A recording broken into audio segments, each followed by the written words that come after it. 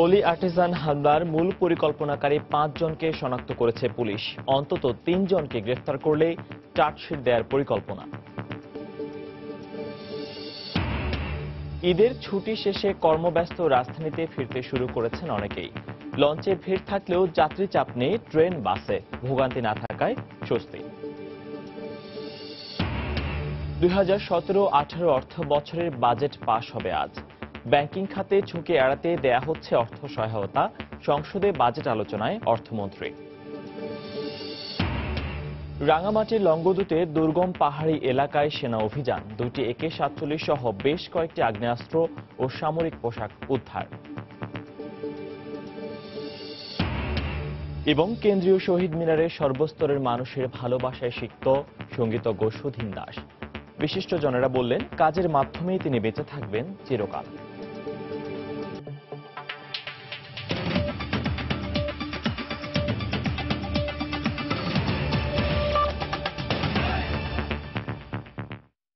সময় সংবাদে সঙ্গে আছি আমি ফয়সাল মোর্শেদ। হোলি আর্টিজান হামলার সঙ্গে জড়িত আরো 5 জনকে খুঁজছে পুলিশ। তাদের মধ্যে কমপক্ষে 3 জনকে গ্রেফতার করতে পারলে এই মামলা চার্জশিট দেয়া সম্ভব হবে বলে জানিয়েছেন কাউন্টার টেরোরিজম ইউনিটের প্রধান মনিরুল ইসলাম। নিরাপত্তা বিশ্লেষকরা বলছেন, যৌক্তিক কারণে হয়তো সময় নিচ্ছে পুলিশ, তবে নির্ভুল তদন্তের মাধ্যমে পুরো ঘটনা উদ্ঘাটনের তাগিদ তাদের। হোলি আর্টিজান হামলার 1 বছরকে কেন্দ্র করে খান মোহাম্মদ রুমেলের 3 পর্বের ধারাবাহিক প্রতিবেদনের প্রথম পর্ব আজ। 2016 সালের 1 জুলাই রমজানের শেষের দিকে নগরবাসী যখন প্রস্তুতি নিচ্ছে ঈদ উল ফিতরের, ঠিক সেই সময় গুলশানের 79 নম্বর সড়কে হোলি আর্টিজান রেস্তোরাঁয় নৃশংস জঙ্গি হামলায় শোকে বিহ্বল হয়ে পড়ে পুরো জাতি। 18 ঘন্টার রুদ্ধশ্বাস অভিযানে হামলাকারী 5 জঙ্গির সবাই মারা পড়লেও 2 পুলিশ কর্মকর্তা সহ প্রাণ দিতে হয় দেশি বিদেশি 24 নাগরিককে। ঘটনার পর মামলার তদন্ত ভার দেওয়া হয় কাউন্টার টেরোরিজমের হাতে। 1 বছর সময়ে হোলি আর্টিজান হামলায় জড়িত সন্দেহে 8 জন পুলিশি অভিযানে মারা গেছে। গ্রেফতার আছে 4 জন, আর নিজেদের সম্পৃক্ততা স্বীকার করে আদালতে জবানবন্দি দিয়েছে 3 জন। 3 জনের একজন সোহেল মাহফুজ, রাশেদ ওরফে র্যাশ তাকে খুঁজছি, আর বাশারুজ্জামান ওরফে চকলেট। এই 3 জন আমরা মনে করছি মোস্ট ইম্পর্টেন্ট আসামি। তাদেরকে পেলে হয়তো এই মামলা তদন্ত কাজ আমরা শেষ করতে পারবো। এই তদন্তের যে বিষয়টি, সেটি আরো দ্রুত যদি করা যেত, জঙ্গিদের বিরুদ্ধে একটা বড় ধরনের একটা প্রতিফলন বা প্রভাব থাকতো। ঘটনার 3 মাস আগেই হোলি আর্টিজান হামলার পরিকল্পনা হয় দাবি করে পুলিশ বলছে, জঙ্গিদের উদ্দেশ্য ছিল নৃশংস হামলার মধ্য দিয়ে নিজেদের জাহির করা। এপ্রিলের শেষ দিকে পরিকল্পনা হয় যে তারা ঢাকায় বড় ধরনের একটা কিছু করবে, যেটায় তারা জাতীয় এবং আন্তর্জাতিক মিডিয়া কভারেজ সেটি পাবে। পাশাপাশি বাংলাদেশে যে জঙ্গিবাদের উত্থান হয়েছে, এটি তারা প্রমাণ করতে সক্ষম হবে। নিরাপত্তা বিশ্লেষকদের মতে শুধু হামলাকারী নয়, পেছনের কারিগরদেরকেও খুঁজে বের করতে হবে যে কোনো মূল্যে। এই ঘটনা কিন্তু বাইরে থেকে মনিটরিং করা হয়েছে এবং বাইরের লোক এর সাথে জড়িত ছিল। সেই বিষয়গুলো যদি চার্জশিটের মাধ্যমে তদন্ত করে বের করে না আনা যায়, তাহলে কিন্তু এই যে ঘটনার যে মূল পরিকল্পনাকারী, তারা কিন্তু বাইরে থেকে যাবে। মূল মাস্টার মাইন্ড যারা ছিল, আনফরচুনেটলি তাদেরকে জীবিত ধরা যায়নি। ফলে ওই লিঙ্কটা আমরা ওইভাবে এখন পর্যন্ত সুনির্দিষ্টভাবে আমরা বলতে পারবো না। তবে দুজনেই বলছেন, শুধু বাংলাদেশ নয়, সারা বিশ্বেই এখন উগ্রবাদীরা মাথাচাড়া দেওয়ার চেষ্টা করছে। তাই এটি মোকাবিলায় কাজ করতে হবে সম্মিলিতভাবে।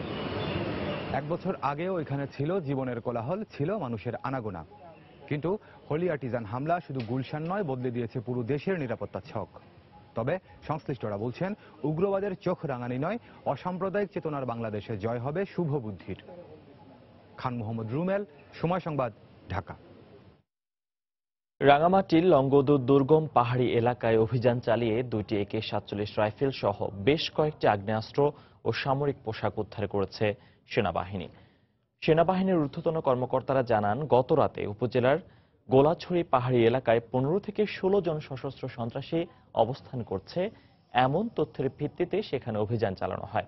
এ সময় সেনাবাহিনীর উপস্থিতি টের পেয়ে পাশের মাইনী নদী সাঁতরে পালিয়ে যায় সন্ত্রাসীরা।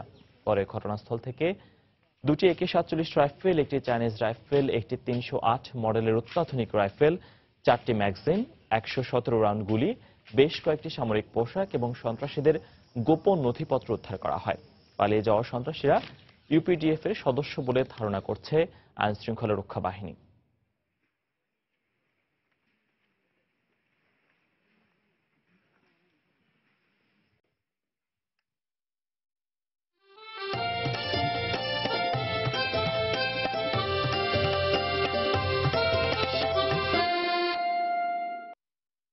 ঈদের চতুর্থ দিনে পরিবার পরিজনকে সঙ্গে নিয়ে রাজধানীতে ফিরতে শুরু করেছেন নগরের কর্মজীবী মানুষেরা।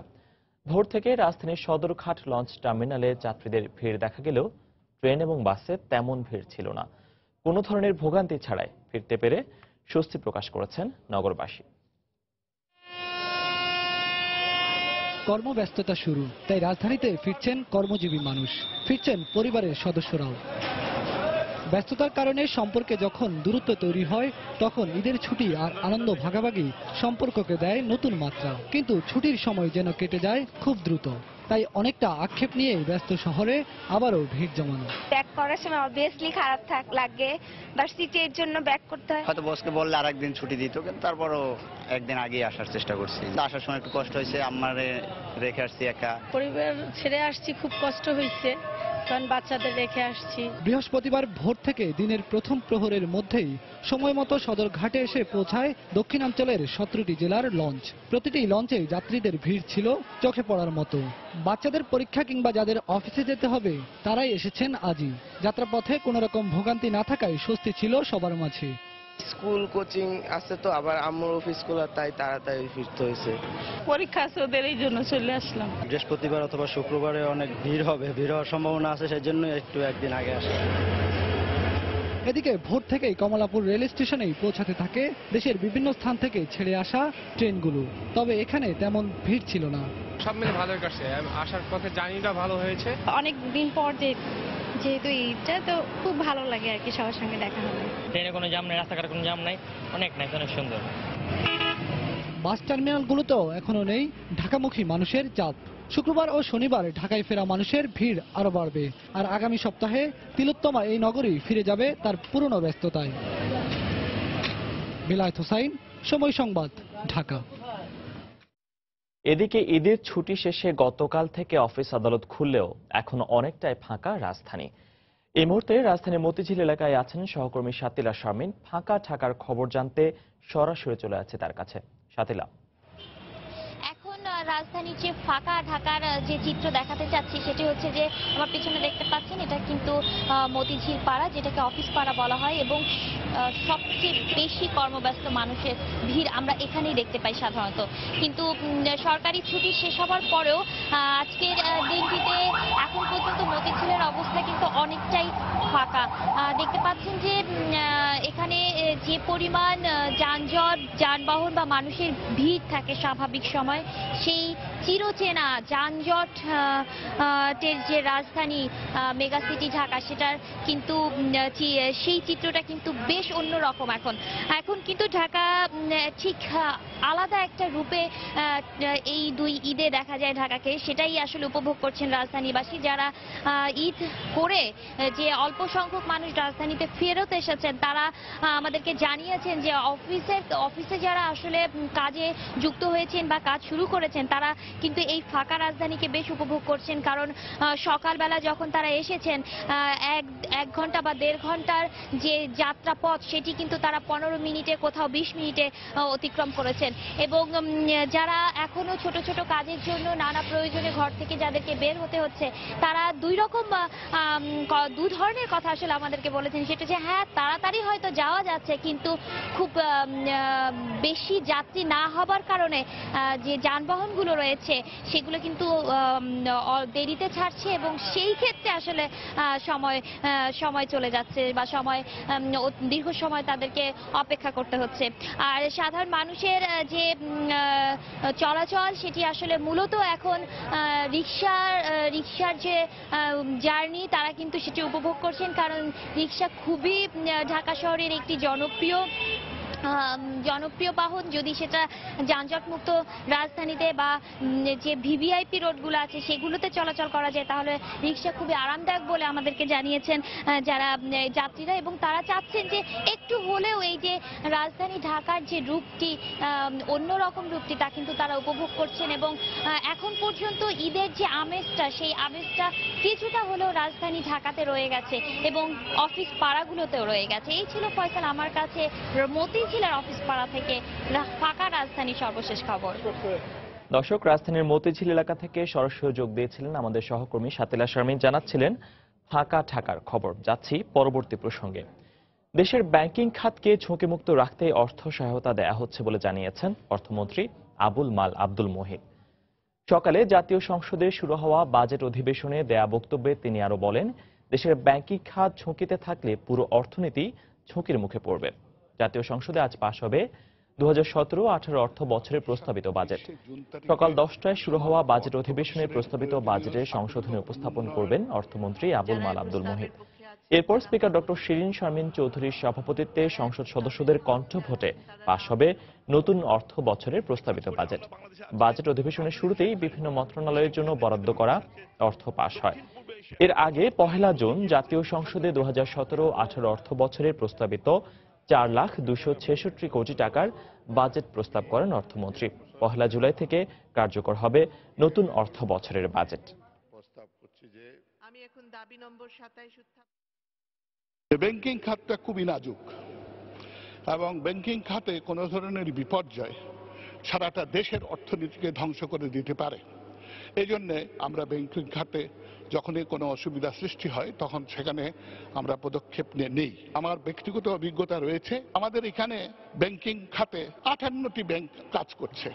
এটা অত্যন্ত কি বলবো, একটা ভাইব্রেন্ট সেক্টর এবং এইখানে আমরা এই সেক্টরটার ভাইব্রেন্সি বজায় রাখতে পারি। এই মুহূর্তে সংসদে বাজেট অধিবেশন চলছে, আমরা সরাসরি চলে যাচ্ছি সেখানে। এই যে বাজারের সাথে আমাদের এই ফরাকের জন্য এই সংগ্রহ, আমাদের গুদামের মজুদটা একেবারে নিম্নে নেমে এসেছে।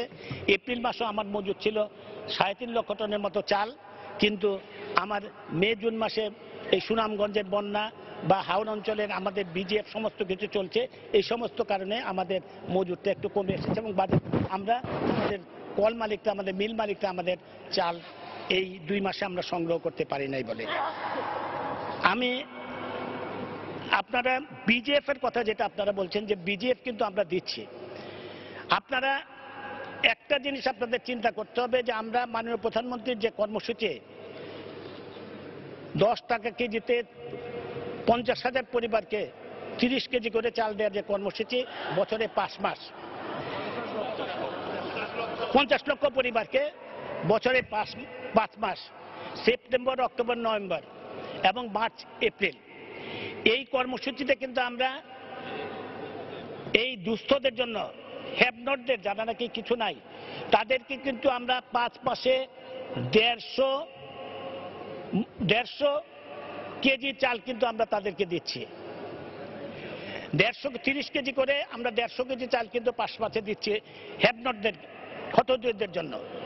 আবার এই রোজার ঈদে যে বিজিএফ এর বিষয়টা ছিল, এই বিষয়টা নিয়ে মাননীয় অর্থমন্ত্রীর সাথে আমাদের কথা হয়েছে এবং অর্থমন্ত্রীর কথা হওয়ার পর অর্থমন্ত্রী আমাকে একটা চিঠিও দিয়েছেন যে বিজিএফ এর বিষয়টা কি প্রত্যাহার করা, এই যে এই বিজিএফটা উঠিয়ে দেওয়া যায় কিনা। আমার মতামত আমি জানিয়েছি যে বিজিএফটা উঠিয়ে দেওয়া উচিত, যেহেতু 150 কেজি চাল আমরা দিচ্ছি হ্যাভনটদের, তারপর আর এই বিজিএফটা রাখার কি কারণ থাকতে পারে। কিন্তু যাই হোক, শেষ পর্যন্ত এটা অর্থমন্ত্রী সিদ্ধান্ত দেওয়ার আগেই ত্রাণ মন্ত্রণালয়ে বিজিএফটা বরাদ্দ দিয়ে দিয়েছেন। ত্রাণমন্ত্রীর সাথে আমার সাথে কথা হয়েছিল, মাননীয় ত্রাণমন্ত্রী মহোদয়ের এই বরাদ্দটা এইভাবে দেওয়ার কথা ছিল না, তারপরে উনি দিয়ে দিয়েছেন। দেওয়ার ফলেও কিন্তু আমরা বিজিএফ দিচ্ছি, চালের বদলে গম আমরা দিচ্ছি, গম দিচ্ছি, কিন্তু বিজিএফ আমরা দিচ্ছি।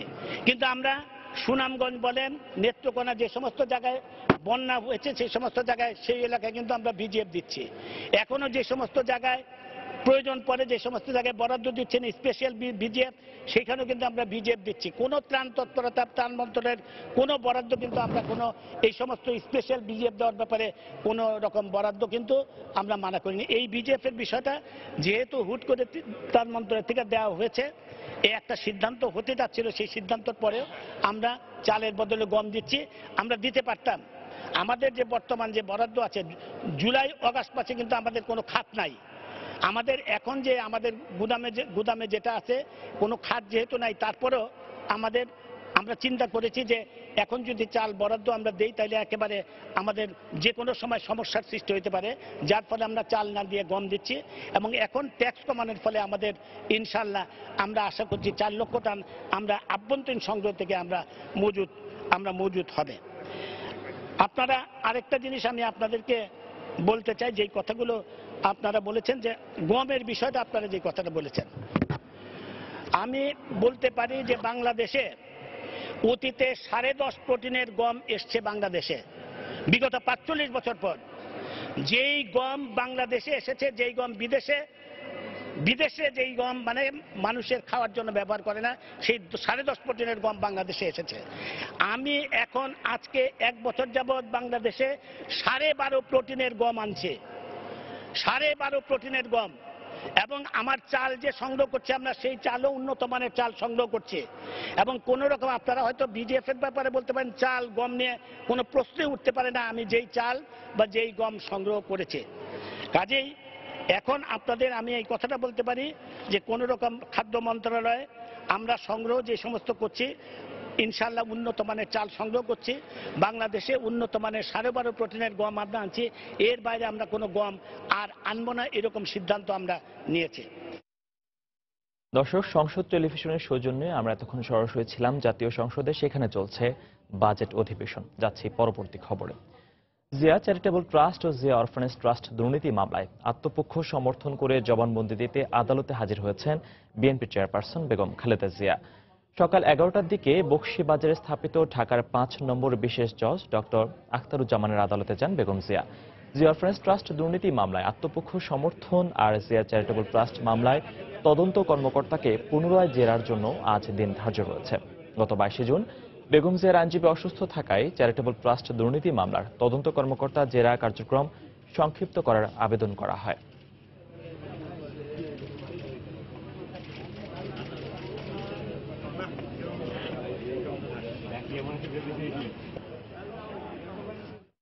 সময় সংবাদে আরো থাকছে,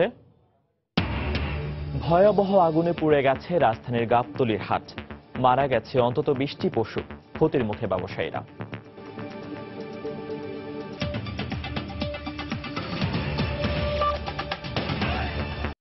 কৃষি, প্রাণী সম্পদ এবং বিমান চলাচল সহ খুব দ্রুতই অস্ট্রিয়ার সাথে বেশ কটি সহযোগিতামূলক চুক্তি করতে যাচ্ছে বাংলাদেশ। সম্প্রতি প্রধানমন্ত্রী শেখ হাসিনার অস্ট্রিয়া সফরের পর এমনটাই বলছে ভিয়েনায় বাংলাদেশ দূতাবাস। সেখানে নিযুক্ত রাষ্ট্রদূত মোহাম্মদ আবু জাফরের মতে, সম্পর্ক নিবিড় করতে দুদেশের পররাষ্ট্র মন্ত্রণালয় নিয়মিত বৈঠক করবে। অন্যদিকে আন্তর্জাতিক পরমাণু সংস্থা IAEA এর সাথেও বাংলাদেশের সম্পর্ক আরও নিবিড় হয়েছে প্রধানমন্ত্রীর এবারের সফরে। অস্ট্রিয়া থেকে ফিরে হারুনুর রশিদের ক্যামেরায় দেবাশিস রায়ের রিপোর্ট। সম্প্রতি বন্ধুপ্রতিম অস্ট্রিয়ায় প্রথমবারের মতো বাংলাদেশের কোনো সরকার প্রধান হিসেবে রাষ্ট্রীয় সফর করেছেন প্রধানমন্ত্রী Sheikh Hasina. International atomic energy agency IAEA এর সম্মেলনে যোগ দিতে ইউরোপীয় এই দেশটিতে এলেও দ্বিপাক্ষিক সম্পর্ক উন্নয়নেও গুরুত্বপূর্ণ ভূমিকা ছিল তার এই সফরে। বৈঠক করেছেন দেশটির রাষ্ট্রপতি ও চ্যান্সেলরের সাথেও। আন্তর্জাতিক পরমাণু শক্তি সংস্থার এবারের সম্মেলনে প্রধানমন্ত্রী যে বক্তব্য রেখেছেন তা নিয়ে উচ্ছ্বসিত ভিয়েনায় বাংলাদেশ স্থায়ী মিশন। রাষ্ট্রদূত বলছেন, আগের চেয়েও IAEA এর সাথে সম্পর্ক আরও বৃদ্ধি পাবে বাংলাদেশের। বিশেষ করে রূপপুর পারমাণবিক বিদ্যুৎ প্রকল্পেও সহযোগিতা বাড়বে জাতিসংঘের এই সংস্থাটির। গত 10 বছরে এদেশের সরকার কোনো বিদেশি সরকার প্রধানকে সরকারি সফরে গ্রহণ করেননি। সেক্ষেত্রে এটি বিশেষ তাৎপর্য বহন করে। যে সমস্ত নির্দেশনা অথবা গাইডলাইন যেগুলো ছিল সেগুলো বাংলাদেশ অত্যন্ত ভালোভাবে সম্পন্ন করেছে। তারা অত্যন্ত স্যাটিসফাইড। তিনি জানান, আগামী জুলাইয়ে বাংলাদেশ সফর করবেন সংস্থাটির প্রধান ইউকিও আমানো। বাংলাদেশের সাথে যে সম্পর্ক অত্যন্ত গুরুত্বপূর্ণ, সেটি মাথায় রেখে দ্বিতীয় দফায় বাংলাদেশে সরকারি সফর করতে যাচ্ছেন। ভিয়েনায় বাংলাদেশ দূতাবাস মনে করছে তাৎপর্যের দিক থেকে এই সফরের গুরুত্ব অনেক। বিশেষ করে প্রধানমন্ত্রী শেখ হাসিনার রাষ্ট্রীয় পর্যায়ে অস্ট্রিয়ায় যেসব বৈঠক করেছেন তার ফল মিলবে খুব শিগগিরই। মাস দুয়েকের মধ্যেই চুক্তি হবে ঢাকা ভিয়েনা সরাসরি বিমান চলাচল এবং কৃষি ও প্রাণী সম্পদ নিয়ে। অনেকগুলো বিষয় নিয়ে সেখানে আলোচনা হয়েছে, প্রাণী সম্পদ বিষয়ক উন্নয়নের ক্ষেত্রে, কৃষি সহযোগিতার ক্ষেত্রে এবং বিমান চলাচল চুক্তি। এটি আগামী কয়েক মাসের মধ্যে সম্পন্ন হবে। 2014 সাল থেকে ভিয়েনায় দূতাবাস ও জাতিসংঘ স্থায়ী মিশন খোলে বাংলাদেশ। মুক্তিযুদ্ধ পরবর্তী সময়ে যে কয়েকটি দেশ বাংলাদেশ পুনর্গঠনে এগিয়ে এসেছিল তার মধ্যে অস্ট্রিয়া অন্যতম। তবে স্বাধীনতার ৪৫ বছর পেরিয়ে গেলেও বিগত সরকারগুলোর পক্ষ থেকে দ্বিপাক্ষিক সম্পর্ক উন্নয়নে নেওয়া হয়নি তেমন কোনো পদক্ষেপ। প্রধানমন্ত্রী শেখ হাসিনার এবারের সফরের মধ্য দিয়ে অস্ট্রিয়ার সাথে দ্বিপাক্ষিক সম্পর্কের যেমন নতুন ভিত রচিত হলো, ঠিক তেমনি সহযোগিতার ক্ষেত্রগুলো আরও সম্প্রসারিত হবে বলে আশা করছেন অস্ট্রিয়ায় বাংলাদেশ দূতাবাসের কর্মকর্তারা। দেবাশিস রায়, সময় সংবাদ, ভিয়েনা, অস্ট্রিয়া। কেন্দ্রীয় শহীদ মিনারে সর্বস্তরের মানুষের ভালোবাসায় সিক্ত হলেন সঙ্গীতজ্ঞ ও নজরুল গবেষক সুধীন দাস। শ্রদ্ধা জানাতে এসে তাঁর দীর্ঘদিনের সহকর্মী, ভক্ত, শিক্ষার্থীরা বললেন, কাজের মাধ্যমে সুধীন দাস বেঁচে থাকবেন সবার মাঝে। তাঁর এই প্রয়াণে নজরুল গবেষণায় একটি বড় শূন্যতা নেমে আসবে বলেও মনে করেন তার গুণগ্রাহীরা। এর আগে সঙ্গীতজ্ঞ সুধীন দাসের মরদেহ শ্রদ্ধা নিবেদনের জন্য বেলা 11টায় কেন্দ্রীয় শহীদ মিনারে নিয়ে আসা হয়। সম্মিলিত সাংস্কৃতিক জোটের পক্ষ থেকে আয়োজিত এই শ্রদ্ধা নিবেদন শেষে তাঁর মরদেহ পুরান ঢাকার পোস্তগোলা শ্মশানে সৎকার করা হবে। গত মঙ্গলবার রাতে রাজধানীর একটি হাসপাতালে বার্ধক্যজনিত অসুস্থতায় শেষ নিঃশ্বাস ত্যাগ করেন সুধীন দাস। তিনি ছিলেন একাধারে প্রখ্যাত স্বরলিপিকার, নজরুল গবেষক ও শাস্ত্রীয় সঙ্গীতজ্ঞ। গুণী এই শিল্পী তার কর্মের স্বীকৃতি স্বরূপ 21 পদক সহ নানা সম্মানে ভূষিত হয়েছিলেন।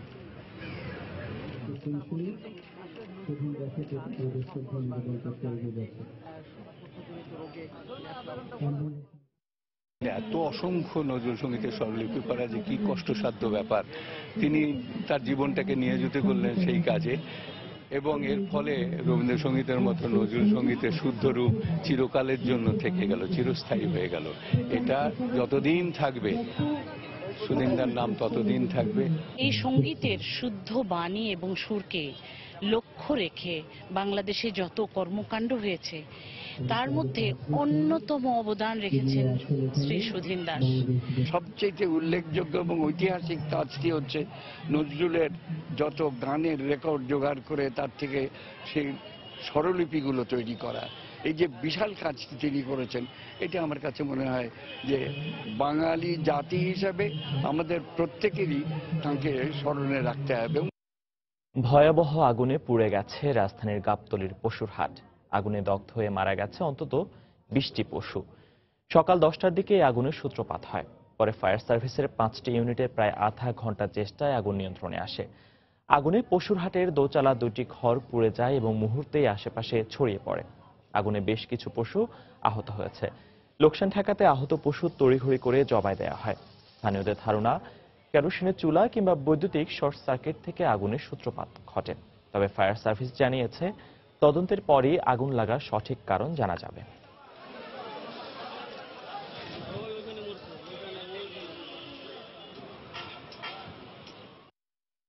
আগুনটা আল্লাহ করতে যে লাগলো এটা নিজে কইয়া পারবো না ভাই। হয়তো কারেন্টে লাগতে পারে বা এইভাবে আগুনেতে লাগতে পারে, আমরা ওটি সঠিক কইয়া পারবো না। 5 মিনিটের মধ্যে যে আগুন ঝাঁঝা করে ধরে উঠলো। ধরার পর মনে করেন বাতাসে আলাম সবটি ঘর জ্বালায় দিল। গরু যারা রাখে এখানে, এরা এখানে রাত্রে থাকে, ওই টঙ্গে রান্দাবাড়ি করে। ও আমার মনটা হয়তো চুলার তেল হবে না তো কারেন্ট। আমরা শেষ ভাই, আমগো সব শেষ ভাই। তাই সে দেখি যে এইভাবে আগুন টাগুন লাইগা সব পুড়ে গেছে। এখন আমাদের গরু আমরা খুঁজে পাইতেছি না, 5-6টা মারা গেছে, জ্বলে গেছে 6-7টা। এখন ভাই এইভাবে আসি ভাই। সিরাজগঞ্জের রায়গঞ্জে বাস মাইক্রোবাস সংঘর্ষে একই পরিবারের 3 জন সহ 4 জন নিহত হয়েছেন। এই ঘটনায় আহত হয়েছেন আরো 2 জন। হাইওয়ে পুলিশ জানায়, গতকাল গভীর রাতে বগুড়া সিরাজগঞ্জ মহাসড়কের রয়হাটি এলাকায় ঢাকা থেকে ছেড়ে আসা কুড়িগ্রামগামী একটি যাত্রীবাহী বাসের সঙ্গে বিপরীত দিক থেকে আসা একটি মাইক্রোবাসের মুখোমুখি সংঘর্ষ হয়। এতে মাইক্রোবাসটি দুমড়ে মুচড়ে যায়। এ সময় মাইক্রোবাসে থাকা একই পরিবারের 2 জন ও চালক ঘটনাস্থলেই নিহত হন। এ ঘটনায় আহত হন আরো 3 জন। পরে তাদের উদ্ধার করে স্থানীয় একটি বেসরকারি হাসপাতালে নেওয়া হলে সেখানে আরো একজনকে মৃত ঘোষণা করেন কর্তব্যরত চিকিৎসক।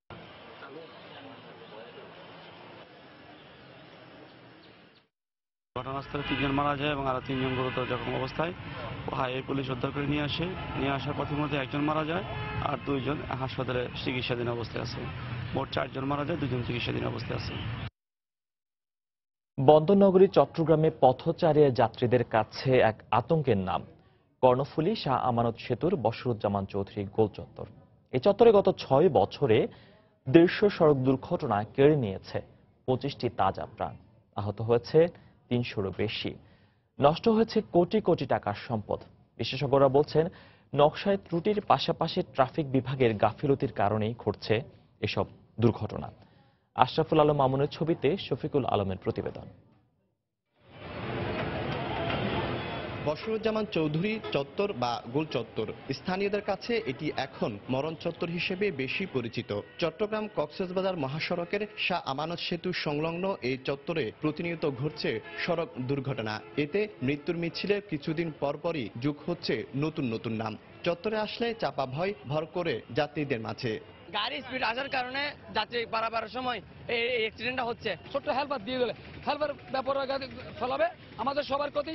শাহ আমানত সেতু থেকে দ্রুতগতিতে নামার পরই সামনে পড়ে গোল চত্বরটি। চত্বরে এসে দ্রুতগতির গাড়িগুলোকে সাথে সাথে নিতে হয় বাঁক। এ সময় চত্বরে থাকা যানবাহনের জটলার কারণে গাড়ির নিয়ন্ত্রণে রাখতে না পারায় বারবার দুর্ঘটনার কবলে পড়ছে এমন দাবি চালকদের।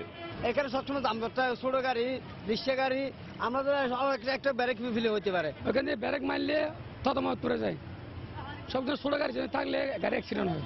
সর্বশেষ চলতি বছরের মার্চ মাসে এই চত্বরে বাস চাপায় মারা যায় পটিয়ার উত্তর দেওয়ান সরকারি প্রাথমিক বিদ্যালয়ের সহকারী শিক্ষিকা সাকারা বেগম। ট্রাফিক ব্যবস্থাপনা যারা করেন, তো তাদের কাছে আমরা বারবার এই বিষয়গুলোর কথা বলেছি যে এই জায়গায় আমরা প্রতিনিয়ত প্রায় দুর্ঘটনা দেখি। এই দুর্ঘটনাকে এড়িয়ে চলতে হলে আপনার ট্রাফিক ব্যবস্থাপনাকে পরিবর্তন করতে হবে। গোল চত্বরে ঘন ঘন প্রাণহানির জন্য নগর পরিকল্পনাবিদরা দায়ী করছেন নির্মাণ ত্রুটিকে। সে সাথে রয়েছে ট্রাফিক বিভাগের অব্যবস্থাপনা। পুলিশের ট্রাফিক বিভাগও তা অস্বীকার করছে না।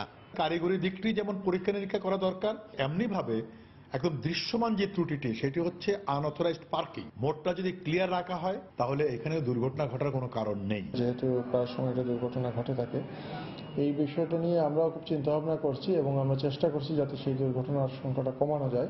শাহ আমানত সেতুর এই গোল চত্বর দিয়ে বান্দরবান, রাঙ্গামাটি, কক্সবাজার জেলা সহ চট্টগ্রামের 8টি উপজেলার মানুষ যাতায়াত করে।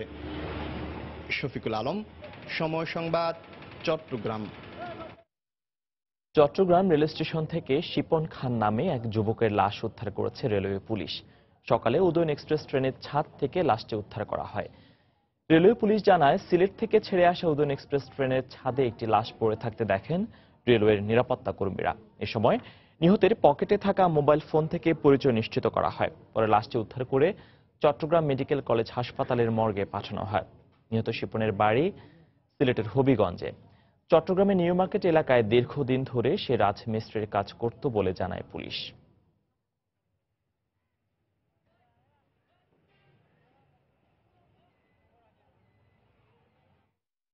আমাদের মনে হচ্ছে সে ছাদের কোথাও বাড়ি গিয়ে হয়তো বা আঘাতপ্রাপ্ত হয়ে মৃত্যুবরণ করতে পারে। এখন তার আত্মীয়স্বজন আসতেছে, আত্মীয়স্বজন আসলে আমরা আইনগত ব্যবস্থা নেব। সময় সংবাদে আরো থাকছে, পেনাল্টি শুট আউটে পর্তুগালকে হারিয়ে কনফেডারেশনস কাপের ফাইনালে চিলি। দ্বিতীয় সেমিফাইনালে রাতে মুখোমুখি 2 ফেভারিট জার্মানি ও মেক্সিকো।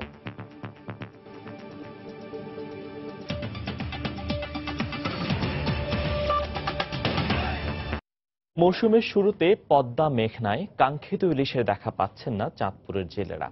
সামান্য যায় ধরা পড়ছে, তার দামও আকাশ ছোঁয়া। এই অবস্থায় জেলার পাইকারি মোকামগুলো ভরে গেছে সাগরের ইলিশে। এতে হতাশায় দিন কাটছে স্থানীয় জেলেদের। তবে পরিবেশবিদ ও মৎস্যবিজ্ঞানীরা বলছেন, সামনের ভরা মৌসুমে কাঙ্ক্ষিত ইলিশের দেখা পাবেন তারা। ফারুক আহমেদের তথ্য ও নাইমুল ইসলাম নীরবের ছবি নিয়ে ডেস্ক রিপোর্ট। চাঁদপুরের উত্তরে ষাটনল থেকে দক্ষিণের চর ভৈরবী পর্যন্ত বিশাল পদ্মা মেঘনা। মৌসুমের শুরুতে এ সময়টিতে জাল নৌকা নিয়ে ব্যস্ত থাকেন হাজারো জেলে। অন্য বছর এই সময় ইলিশের দেখা মিললেও এবারের চিত্র ভিন্ন। মাছ না পেয়ে হতাশ জেলেরা। যে মাছ পাইতে আছি এই মাছের মধ্যে আঙ্গ ফসতে আসে না, সংসার চলার মধ্যে এবিলিটি হয় না। এই বছর এমন মাছ কম, কোন বছর এরকম কম মাছ পড়ে নাই। আমার এই নৌকার মানুষ হলো 15 জন, যে মাছ পাইতে আছি মাছ পাওয়া যায়, মানে তেলের পয়সা আর মাছের পয়সা একই হয়ে যায়। গাঙ্গ গিয়ে আমরা মানি করতে হলো 4,000-5,000 টাকা করে মাছ বেশি, এতে নৌকা খরচ হয় না। এমন পরিস্থিতিতে জেলার মাছের মোকামগুলোতে আমদানি হচ্ছে সাগরের ইলিশ। প্রতিদিন 2-4টি ট্রলারে শতাধিক মন ইলিশ আমদানি হলেও অন্য সময় তার পরিমাণ ছিল দ্বিগুণ। 8 দিন সাগর ছিলাম, 30-35 মন পাইছি মাছ। 500 গ্রামের মাছটা আপনার 35,000 টাকা, বর্তমান 1 কেজি আলা মাছ আপনার 1 লাখ টাকা মন চলতেছে। ইলিশ সংকটের জন্য চর, ডুবোচর আর নদী দূষণকে দায়ী করেছেন মৎস্যবিজ্ঞানীরা। আর পরিবেশবিদরা বলছেন ভরা মৌসুমে কাঙ্ক্ষিত ইলিশের দেখা মিলবে। এরা মাইগ্রেট করে ওই সময় যখন নদীর পানিটা বাড়ে, বৃষ্টিপাত বেশি হয় তখনই। তো আমরা আশা করছি সামনে বৃষ্টি হবে, ইলিশ মাইগ্রেট করে চলে আসবে নদী। এই অঞ্চলে প্রচুর চর, ডুবোচর রয়েছে। আরেকটি হলো বুড়িগঙ্গা শীতলক্ষার যে দূষণ নামে, সেটাও খানিকটা প্রভাব ফেলে থাকতে পারে। চাঁদপুরে 60 কিলোমিটার নদীতে মাছ ধরে জীবিকা নির্বাহ করেন 1,200,000 জেলে। আর জেলার শতাধিক মোকামে এর সাথে জড়িত আরো 2,000 ব্যবসায়ী। সময় সংবাদ, চাঁদপুর। ঈদ শেষে রাজধানী ঢাকাগামী যাত্রীদের ভিড় বাড়তে শুরু করেছে মাদারীপুরের কাঁঠালবাড়ি ঘাটে। আগামী 2 দিন ঢাকাগামী যাত্রীদের চাপ কয়েক গুণ বেড়ে যাবে বলে জানান কাঁঠালবাড়ি ঘাট ব্যবস্থাপক সালাম হোসেন। ভোর থেকে লঞ্চ, স্পিডবোট ও ফেরিতে যাত্রী ও যানবাহনের চাপ বাড়তে থাকে। কাঁঠালবাড়ির শিমুলিয়া নৌ রুটে 19টি ফেরি, 87টি লঞ্চ ও শতাধিক স্পিডবোট চলাচল করছে বলে জানান ঘাট কর্তৃপক্ষ। যাত্রীদের নিরাপত্তায় ভ্রাম্যমাণ আদালতের একাধিক দল কাজ করছে বলে জানায় জেলা প্রশাসন।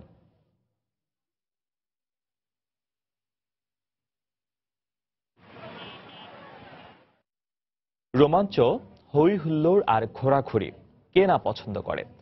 তার সঙ্গে যদি যোগ হয় ঈদের আনন্দ, তাহলে তো কথাই নেই। ঈদ আনন্দ উপভোগে শিশু কিশোর সহ সব বয়সী ভ্রমণ পিপাসুরা ভিড় করছেন দিনাজপুরের স্বপ্নপুরীতে। পরিবার পরিজনদের নিয়ে কাটাচ্ছেন আনন্দ ঘন সময়। গোলাম নবী দুলালের তথ্য, মঞ্জিদ আলম শিমুলের ছবি নিয়ে ডেস্ক রিপোর্ট। পর্যটকদের পদচারণায় মুখর নান্দনিক সৌন্দর্যের বিনোদন জগৎ দিনাজপুরের স্বপ্নপুরী। এখানে রয়েছে দেশি বিদেশি পশু পাখির ভাস্কর্য, কৃত্রিম পাহাড়, ঝর্ণা, মিউজিয়াম ও বিশাল লেক। আছে বাংলাদেশের সুবিশাল মানচিত্র। কৃত্রিম চিড়িয়াখানা, শিশু পার্ক, স্পিডবোট ও ক্যাবল কার স্বপ্নপুরীকে দিয়েছে ভিন্ন মাত্রা। দূর দূরান্ত থেকে আসা পর্যটকদের জন্য রয়েছে আকর্ষণীয় রেস্ট হাউস ও কটেজ। এখানে চিড়িয়াখানা, ভিন্ন জগৎ, তারপরে মৎস্য জগৎ, মৎস্য একদম প্র্যাকটিক্যাল বাস্তবে দেখা যায়। ঈদের সরকারি ছুটিতে আমার পরিবার নিয়ে আমরা স্বপ্নপুরীতে ঘুরতে এসেছি, খুব ভালো লাগতেছে। বিভিন্ন জিনিসে উঠলাম, খাওয়া দাওয়া করলাম, পিকনিকের মতো আমরা আসছি, খুব ভালো লাগতেছে। চিড়িয়াখানার সুন্দর সুন্দর পশু পাখি দেখলাম, বানর দেখলাম, ভালুক দেখলাম। দর্শনার্থীদের আকৃষ্ট করতে চলতি বছর স্বপ্নপুরীতে নতুন রাইডস সংযোজন করা হয়েছে বলে জানালেন কর্তৃপক্ষ। নতুন খেলনা, বাচ্চাদের জন্য ফ্রিজবি, রোলার কোস্টার, বিভিন্ন ধরনের খেলাধুলার এখানে যারা কম বয়সী ছেলেমেয়েরা, এবং সর্বোপরি এখানে যে জিনিসটি হয়েছে সেটা হলো যে সুইমিং পুল। ভবিষ্যতে আমাদের একটা ওয়াটার কিংডম আমরা করতে যাচ্ছি। দিনাজপুরের নবাবগঞ্জ উপজেলার আফতাবগঞ্জে 100 একর জমির উপর গড়ে উঠেছে বিনোদন কেন্দ্র স্বপ্নপুরী। সময় সংবাদ, দিনাজপুর। নওগাঁর মহাদেবপুরে পাখি কলোনি দেখতে ভিড় করছেন দূর দূরান্ত থেকে আসা দর্শনার্থীরা। স্থানীয়রা জানান, মহাদেবপুর উপজেলার আলী দেওনা গ্রামে প্রায় 50 বিঘা জমির উপর গড়ে উঠেছে পাখি কলোনি। প্রাকৃতিকভাবে গড়ে ওঠা এই কলোনি ছোট বড় বিভিন্ন গাছে পানকৌড়ি, শামুক কল, রাতচোর ও বকসহ হাজার হাজার পাখির বিচরণ। পাখির কলকাকলিতে ভরে ওঠে পরিবেশ। নান্দনিকের দৃশ্য উপভোগ করতে ভিড় করছেন নওগাঁ সহ আশেপাশের বিভিন্ন জেলার মানুষ।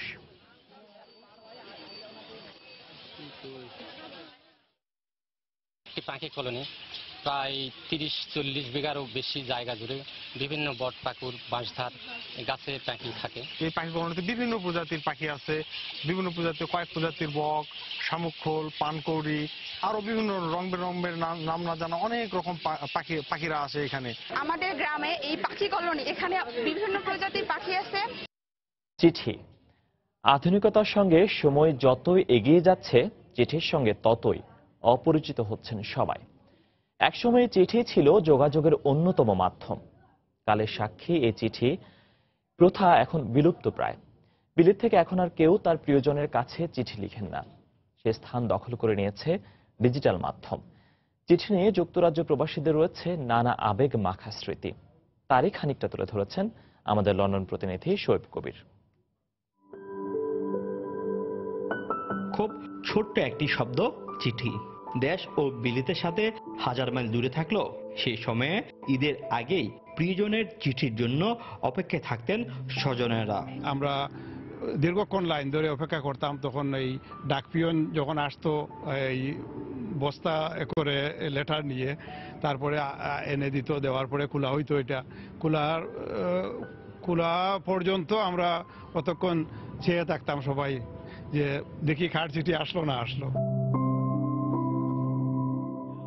ঈদের আগে আগে পাঠানো চিঠিগুলোতে পরিবারের সাথে আনন্দ আয়োজন নিয়ে বিস্তারিত নির্দেশনা থাকতো প্রিয়জন থেকে দূরে থাকার নানা অনুভূতির কথা। টাকা পয়সা কিরকম দরকার, কিভাবে ঈদের সময় কাপড় চোপড় কিনবেন, আমরা টাকা পয়সা যা যতটুকু পারছি সম্ভব ততটুকু আমরা দিচ্ছি, আর তো দিয়ে পারবো না। আপনারা এইটা দিয়ে যা পারেন সামর্থ্য অনুযায়ী আপনারা ঈদের খুশি করেন। ঈদ আমরা কিভাবে করব, ঈদের সময় টাকাটুকু আসছে কিনা, তারপরে আমরা কিভাবে অর্গানাইজ করতেছি ঈদ, এইগুলো লন্ডন থেকে বাবা চিঠিতে একটু বুঝিয়ে লিখতে নাকি আমাদের জন্য। চিঠির প্রতিটি হরপে হরপে যেন ভেসে উঠত প্রেরকের প্রতিচ্ছবি। আবেগ মাখা এই চিঠির অনুভূতি এখন ডিজিটাল মাধ্যমে পাওয়া দুষ্কর। যে লেটারটা দিচ্ছেন মনে হচ্ছিল যে উনি কথা বলতেছেন, উনি সামনাসামনি কথা বলতেছেন। তারপরে আমরা একবার দুইবার এটা আবার রিপিট করে পড়তাম। এখন যে অবস্থা, যে ডিজিটাল যুগ আসছে, এখন ফেসবুক, টুইটার, এগুলোতে তো সেই অরিজিনাল ফিলিংসটা, আগের যে ফিলিংসটা, যে মায়াটা, এটা কিছু বোঝা যায় না, অনুভব করা যায় না। যুক্তরাজ্যে এখনো চিঠির প্রচলন থাকলেও বাংলাদেশে এই প্রচলন একেবারে শূন্যের কোঠায়। শোয়েব কবির, সময় সংবাদ, লন্ডন। 6টি মুসলিম দেশের নাগরিকদের যুক্তরাষ্ট্রের প্রবেশে প্রেসিডেন্ট ডোনাল্ড ট্রাম্পের নিষেধাজ্ঞার আদেশ সুপ্রিম কোর্টে আংশিক পুনর্বহালের পর ওই দেশগুলোর নাগরিকদের ভিসা দেওয়ার ক্ষেত্রে নতুন নীতিমালার ঘোষণা দিয়েছে ট্রাম্প প্রশাসন। যুক্তরাষ্ট্রে বসবাসরত 6টি মুসলিম দেশের নাগরিকদের কেবল নিকট আত্মীয়দের ভিসা দেওয়ার কথা জানানো হয়। বার্তা সংস্থা এপির খবরে বলা হয়, ওই দেশগুলোর নাগরিকদের পরিবারের সদস্যদের ভিসা দেবে যুক্তরাষ্ট্র। যুক্তরাষ্ট্রে বসবাসকারী কোনো নাগরিকের বাবা মা, স্বামী স্ত্রী, ছেলে মেয়েকে ভিসা দেওয়া হবে। সেক্ষেত্রে অধিক খোঁজ খবর নেওয়া হবে বলেও জানানো হয়। এছাড়া যুক্তরাষ্ট্রে বসবাসরত কোনো নাগরিকের দাদা দাদি, নাতি নাতনি, চাচা চাচি এবং খালা খালুদের ভিসা দেওয়া হবে না বলেও উল্লেখ করা হয়। কনফেডারেশনস কাপের খবর। ক্লোদিও ব্রাভোর রাজস্বিক পারফরমেন্সে পর্তুগালকে হতাশায় ডুবিয়ে ফাইনালে উঠেছে চিলি। নির্ধারিত ও অতিরিক্ত সময়ে গোল না হলে ম্যাচ গড়ায় টাইব্রেকারে। আর সে মঞ্চে ক্রিস্টিয়ানো রোনালদোর পর্তুগালকে 3-0 গোলে হারিয়ে স্বপ্নের ফাইনালে জায়গা করে নিল চিলি। ব্রাভোর বিরচিত পারফরমেন্সে এবার দর্পচূর্ণ হল ক্রিস্টিয়ানো রোনালদোর। এমন বিজয়ের দিনে বিজয়ী বীরকে নিয়ে একটু বেশি উল্লাস হলে তো আর দোষ দেয়া যায় না। গোলপোস্টে তার দক্ষ পারফরমেন্সে একে একে ব্যর্থ হয়েছেন রিকার্ডো ক্যারেসমা, জোয়াও মৌতিনহো ও ন্যানি। সতীর্থদের ব্যর্থতার দিনে নিজের পায়ের জাদুকরী কারিশমাটুকু দেখানোর সুযোগ পেলেন না ক্রিস্টিয়ানো রোনালদো। পর্তুগালের ব্যর্থতার রাতে দক্ষতার সাথেই বল জালে জড়িয়েছেন আর্তুরো ভিদাল, মারিয়ানো ও অ্যালেক্সিস সানচেজ। আর তাতেই কনফেডারেশনস কাপের ফাইনালে উঠে যায় চিলি। এর আগে কাজান অ্যারেনায় দুদলের এই ম্যাচ ঘিরে কানায় কানায় পরিপূর্ণ হয়েছিল সবগুলো গ্যালারি। কে উঠবে মহাদেশীয় ফুটবলের ফাইনালের মঞ্চে, এ নিয়ে হয়েছে চুলচেরা বিশ্লেষণ। আসরে ফেভারিট হয়ে এলেও এবার গ্রুপ পর্বে সেভাবে খুঁজে পাওয়া যায়নি চিলিকে। তবে সব চমক সম্ভবত এ ম্যাচের জন্যই জমিয়ে রেখেছিল লা রোজারা। ম্যাচের শুরুতে একের পর এক সুযোগ পেয়েছিলেন ভার্গাস ও ভিদাল, কিন্তু পর্তুগিজ গোলরক্ষক প্যাট্রিকোর দাপটে নস্যাৎ হয়েছে সব চেষ্টা। দ্বিতীয়ার্ধে রোনালদো সুযোগ পেয়েছিলেন বল জালে জড়ানোর, কিন্তু বালির বাঁধের মতো সব স্বপ্ন গুড়িয়ে দিয়েছেন ব্রাভো নামের সে বীর। নির্ধারিত সময়ের মতো অতিরিক্ত সময়েও শুধু আক্রমণ আর পাল্টা আক্রমণ, কিন্তু গোলের দেখা মেলেনি একবারও। ফলে ম্যাচ গড়ায় টাই ব্রেকে, আর সেখানেই শেষ হাসি হাসে চিলি। হতাশা নিয়েই সেমিফাইনাল থেকে বিদায় নিল Euro champion Portugal. Parvin Akhtar, সময় সংবাদ। সময় সংবাদের এই পর্যায়ে শীর্ষ সংবাদগুলো জানিয়ে দিচ্ছি আরেকবার। হোলি আর্টিজান হামলার মূল পরিকল্পনাকারী 5 জনকে শনাক্ত করেছে পুলিশ। অন্তত 3 জনকে গ্রেফতার করলেই চার্জশিট দেওয়ার পরিকল্পনা।